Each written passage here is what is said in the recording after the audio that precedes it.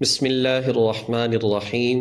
عقائد اسلام میں ایک عقیدہ ختم نبوت ہے، جس کا مطلب یہ ہے کہ اللہ تعالیٰ نے حضرت آدم علیہ السلام سے نبوت کا سلسلہ شروع فرمایا اور یہ سلسلہ حضرت محمد صلی اللہ علیہ وسلم پر آ کر ختم اور مکمل ہو گیا، یعنی کہ حضرت محمد صلی اللہ علیہ وسلم اللہ کے آخری نبی اور رسول ہیں۔ آپ کے بعد کوئی نبی پیدا نہیں ہوگا اور آپ کے بعد کسی کو نبوت نہیں دی جائے گی۔ نبوت کا دروازہ ہمیشہ کے لیے بند کر دیا گیا ہے۔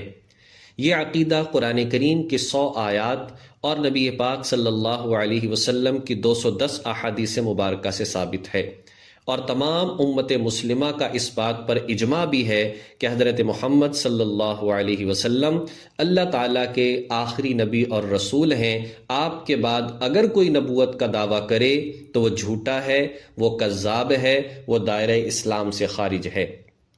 قرآن کریم کی بہت ساری آیات میں سے ایک آیت سورۃ الاحزاب کی آیت نمبر 40، ما کان محمد ابا احد من رجالکم ولکن رسول اللہ وخاتم النبیین، کہا کہ محمد صلی اللہ علیہ وسلم تم مردوں میں سے کسی کے باپ نہیں، لیکن وہ اللہ کے رسول ہیں اور آخری نبی ہیں۔ نبی پاک صلی اللہ علیہ وسلم نے ارشاد فرمایا، میرے بعد 30 ایسے بدبخت آئیں گے جن میں سے ہر کوئی کہے گا کہ میں نبی ہوں، لیکن یاد رکھنا میں آخری نبی ہوں، میرے بعد کوئی نبی نہیں۔ ہم دیکھتے ہیں کہ رسول اللہ صلی اللہ علیہ وسلم کی زندگی ہی میں چند بدبختوں نے نبوت کا جھوٹا دعویٰ کیا، ان کا خاتمہ کر دیا گیا، اور ہم جس دور کے اندر زندگی گزار رہے ہیں اس میں 1901 میں انگریز کے کہنے پر مرزا غلام احمد قادیانی، جو کہ ہندوستان کے ضلع گرداسپور کے قصبہ قادیان کا رہنے والا تھا، اس نے پہلے مسیح ہونے کا، پھر مہدی ہونے کا، اور پھر رسول ہونے کا، اور نعوذ باللہ حضرت محمد صلی اللہ علیہ وسلم سے افضل ہونے کا دعویٰ کیا۔ 1908 میں یہ مر گیا۔ چونکہ اس فتنے نے اسلام کا لبادہ اوڑھا ہوا تھا، اس کے ماننے والے اپنے آپ کو مسلمان کہا کرتے تھے اور کوئی الگ پہچان بھی نہ تھی، انگریز کی پشت پناہی بھی تھی، اس لیے یہ فتنہ کچھ بڑھا۔ اب صورتحال یہ ہے کہ ہمارا پاکستان کا قانون ان کو دائرہ اسلام سے خارج قرار دیتا ہے، ہم مسلمان بھی ان کو دائرہ اسلام سے خارج سمجھتے ہیں، لیکن چند سادہ لوگ جو مسلمان ہوتے ہیں وہ بیچارے دھوکے کے اندر آ جاتے ہیں، اور قادیانی مرزائی ان سے یہ کہتے ہیں کہ دیکھو بھائی، ہم تو کلمہ بھی پڑھتے ہیں، ہم تو نماز بھی پڑھتے ہیں، ہم تو روزہ بھی رکھتے ہیں، قرآن پاک کی تلاوت بھی کرتے ہیں، اب جو لا الہ الا اللہ محمد رسول اللہ پڑھے وہ کیسے دائرہ اسلام سے خارج ہو سکتا ہے؟ تو ہم یہی بات کہتے ہیں کہ ہم تمہیں کافر تمہارے اعمال کی بنیاد پر نہیں کہتے، بلکہ عقائد کی بنیاد پر کہتے ہیں کہ تم حضرت محمد صلی اللہ علیہ وسلم کے بعد کسی اور کو بھی نبی مانتے ہو، جو کہ قرآن کریم کی 100 آیات اور 210 اور پوری امت مسلمہ کے عقیدے کے خلاف ہے، اس لیے تم دائرہ اسلام سے خارج ہو۔ تو خلاصہ یہ ہے کہ حضرت محمد صلی اللہ علیہ وسلم اللہ تعالیٰ کے آخری نبی اور رسول ہیں۔ مسائل میں سے نماز کی شرائط اور نماز کے فرائض۔ شرائط وہ چیزیں جو نماز سے پہلے صحیح ہونا اور پورا ہونا ضروری ہے، اگر نہ ہوئی تو نماز کا شروع کرنا ہی ٹھیک اور جائز نہیں ہوگا۔ سب سے پہلی ہے طہارت، یعنی کہ جس جگہ نماز پڑھ رہے ہیں وہ جگہ پاک ہونی چاہیے، جن کپڑوں میں نماز پڑھ رہے ہیں وہ کپڑے پاک ہونے چاہیے، جو بدن ہے ہمارا وہ بدن پاک ہونا چاہیے۔ میلا ہونا اور ہوتا ہے، لیکن پاک ہونا چاہیے ایسی ناپاکی اور نجاست سے کہ جس سے نماز نہیں ہوتی، جو ہم پہلے سبق کے اندر پڑھ چکے ہیں۔ اسی طرح سے جو ہے سطر کا ڈھانپا ہوا ہونا ضروری ہے، جسم اور باڈی کور ہونی چاہیے، مردوں کے لیے کم از کم ناف سے لے کر اور گھٹنوں کے نیچے تک، یعنی گھٹنوں کی جو گھٹنے کے ساتھ جو نیچے ہڈی ہوتی ہے یہ بھی اس کے اندر شامل ہے، اور عورتوں کے لیے صرف وہ نماز کی حالت میں چہرہ کھول سکتی ہے، اپنے ہاتھ وہ بھی گھٹنوں تک، ہاتھ جہاں پر ختم ہوتا ہے، بازو نہیں. اسی طرح سے اپنے پاؤں ٹخنوں سے نیچے نیچے تک، صرف اس کو نماز کی حالت میں کھول سکتی ہے. اس کے علاوہ سارے جسم کا کور ہونا ضروری ہے. اگر دوپٹہ بھی اتنا باریک ہو جس میں بال نظر آتے ہوں، یا بالوں کی چوٹیاں جو ہے وہ لمبی ہونے کی وجہ سے نظر آتی ہے، تو نماز ٹھیک نہیں ہوگی. نماز کا وقت بھی ہونا چاہیے، جس نماز کو پڑھ رہے ہیں اس کا وقت ہو، اس لیے کہ وقت سے پہلے نماز ہوگی نہیں، اور وقت گزر گیا تو وہ قضا ہوگی.